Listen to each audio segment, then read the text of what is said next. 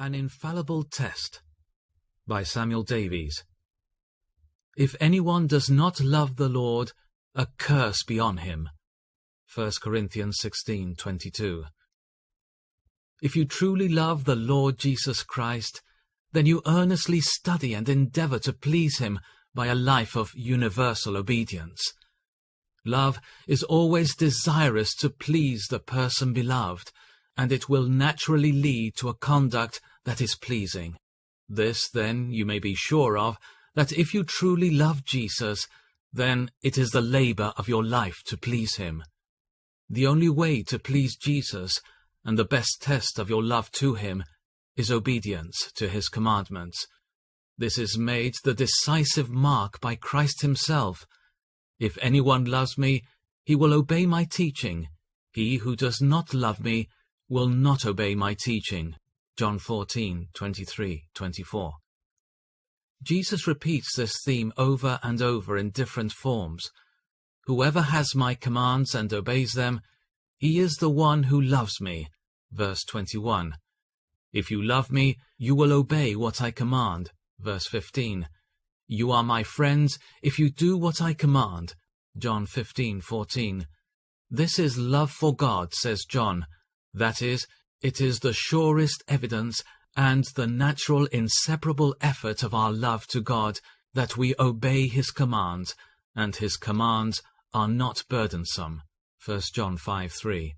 That is, they will not seem grievous to one who obeys them from the principle of sincere love. Here, then, you who profess to love the Lord Jesus, here is an infallible test for your love. Do you make it the great study of your life to keep his commandments?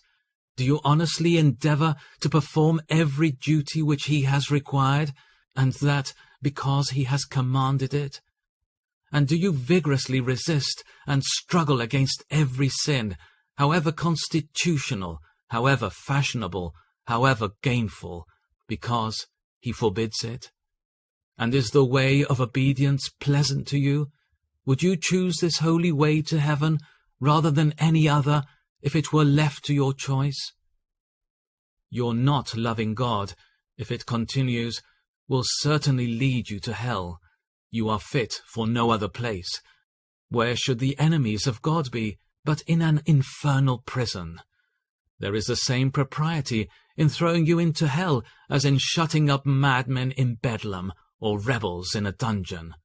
Why, you are devilized already. You have the very temper of devils. Enmity to God is the grand constituent of a devil. It is the worst ingredient in that infernal disposition.